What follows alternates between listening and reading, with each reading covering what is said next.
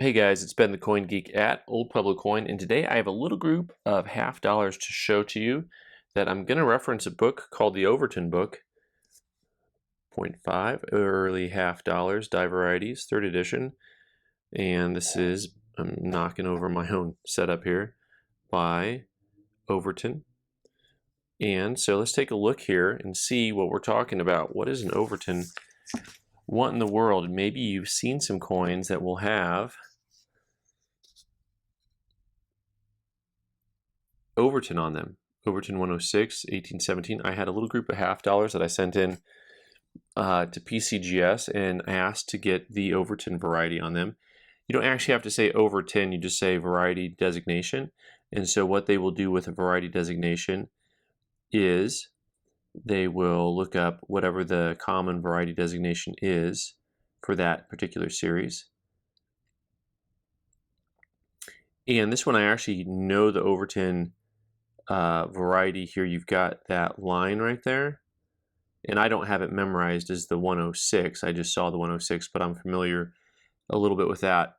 What's fascinating here is I've got, of the 4 coins we're going to look at today, 3 of them are dated 1817, and they're all different.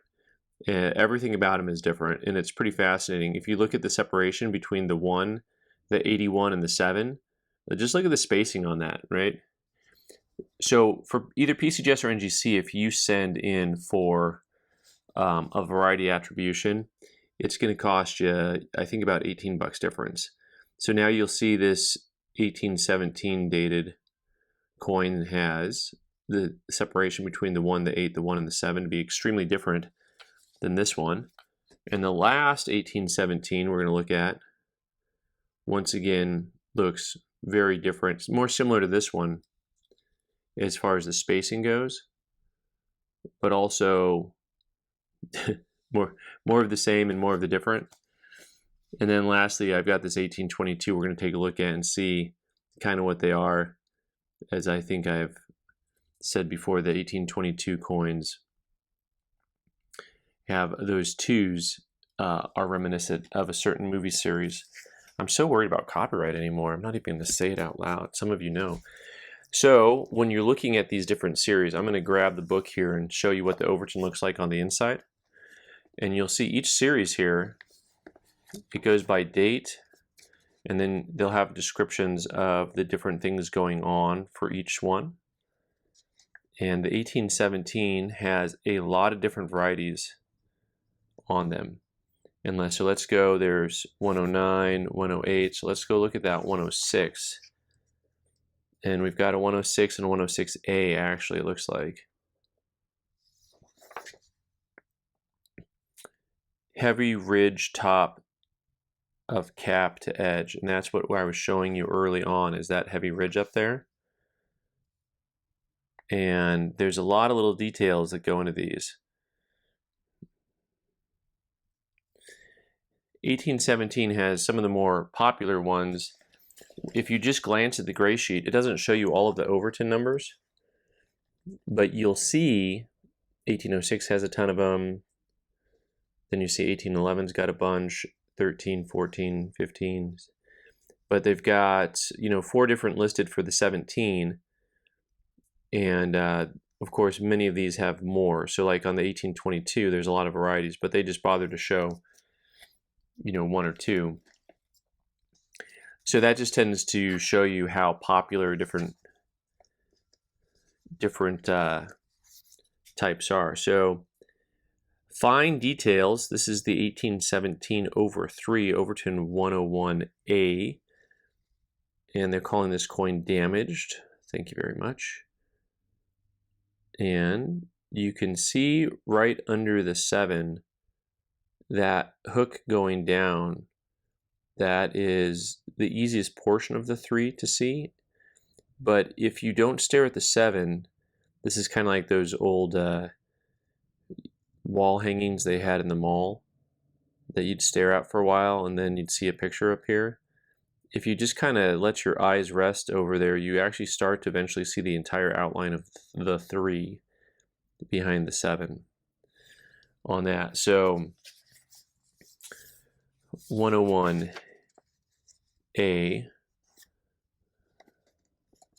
you'll see they're showing a really clear picture of that 3, including something popping up from this bottom nub, which we don't really see that well on the one that we've got here. Let me see if they've got, here's the 101A. So the 101A, you're going to see that it's not as clear as the 101 is. It's also going to refer to some die cracks, same as A, except there's a die crack from the edge of above M down across ME, tip of the right wing, claw arrow shafts to the top 50, then across the top of olive leaf. Late states also show a fine crack from leaves through the UN and milling. So they're actually referring to this is a later stage, which would explain why you don't see that as much, but that's not actually their main point. Their main point has to do with the die crack that's going to be going from the tip of the right wing, claw, arrow shaft. Let's see if we can find some of that action on this bad boy on the back. And so you can start to see why people, by the way, if they're going to call it damaged, it's because of that right there. That's your actual damage mark they're referring to.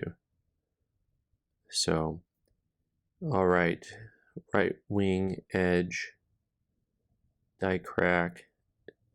Where are we going from here? Edge from M down across ME. Down the wing. Oy vey. Here we go. I'm trying to find the proper die crack for them to show down to the right claw. And it is probably visible, and I'm just not seeing it. This is the type of thing that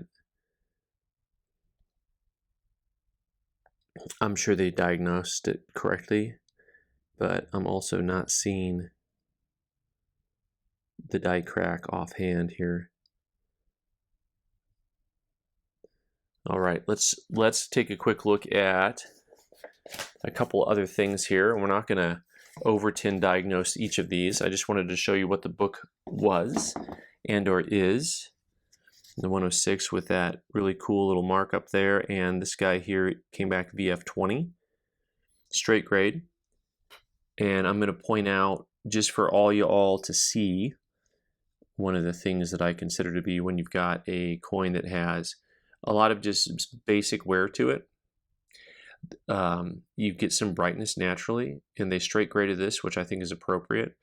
I will show you from time to time coins that have a little brightness to it that are older that they do not straight grade. Those are the ones I usually take umbrage with. So this guy here, you'll see that they have a really low relief. So even in high grade, there's not a lot of detail on these coins. I mean, the detail will vary, let's put it that way, because you can have extremely flat strikes on this area here, like the wing and the head. So you can see most of that flatness there is not from wear. It's just from strike, because check out the way E pluribus unum flows, right? So you see the flatness of the ribbon because it has that white appearance. But then here on the right side, it looks more robust. And that's not from magically being worn on just one side of the coin. Same thing here, you'll see the detail that is in the leg and then in the shield and just the right side of the neck. All that is just because the coins were struck so unevenly that they have a very uneven pattern to them in just about any grade. All right, here we go with a 1822 Overton 111 environmental damage. So once again, just talking about the difference between how you're going to grade something. This one they call VF detail. Once again, you see a coin that has a lot of detail to it in certain areas, and then you're going to have some flatness in other areas. I actually think this coin has kind of a high VF look to it, generally speaking. Their environmental damage commentary is, of course, all of the darkness on there. Once again, you will find coins in the marketplace that have a complete and total straight grade to them. In other words, they will not say environmental damage, but they will have this darkness and brooding. And so, you know, take it for what it is when you put a collection together. If you don't mind the look, you buy a coin like this and you get it at a discount from the marketplace. Also, if you buy a coin that looks like this and it's straight graded, just be aware that somebody somewhere might look at it and say, I don't like the darkness. So there's things you like, and then there's things other people like. Now this one, I actually have to do a little bit more research on, because this is the original label that came with it. Okay, and so they just said punctuated date. So this is a popular variety because it's got that dot popping up after the second one between the 1 and the 7. And the Overton number there is 103. And look at what happened on this coin. And so I'm fascinated with the mint error flip over double strike. This coin, this coin I may have to send to auction. And what I'm intrigued by, I've never really had a coin like this. I've had coins I've had to send in to tell them that it was a double strike or struck over a host coin. Some of you have seen some videos that I've made on coins struck over struck coins, and usually that'll be something in the South American realm, and they're really cool when you can see the design. Now what's tricky about this is what they're saying is that this coin was struck and then it flipped over and then it was struck a second time. So the tricky thing here is that it's really hard to see any other design elements, but I'm going to show you the hints of what it looks like. So you can always watch one of my videos on coins struck over coins to see something where you can see something, because on this coin it's very hard to see anything. But there are little hints throughout this coin that lead to it. Now I can't get the exact design right, but what you're going to see is, because the coin was already struck, you're going to start to see areas on here of what would be considered to be like almost random flatness. So that flat part in the 7, I almost said the second 7. There is only one 7 there, Ben. And then again, see these areas in the stars where there is depressed areas and then raised areas. And then if you kind of look, you'll see it looks like those raised areas continue into the flatness of the field. And then you'll see this last star, you'll see that it looks like a line or outline just to the south of it that goes a little bit to the right towards the rim and down. And then to the left of it, it goes up a little bit. So these are all elements that to me look like an area that was struck and then was struck over again.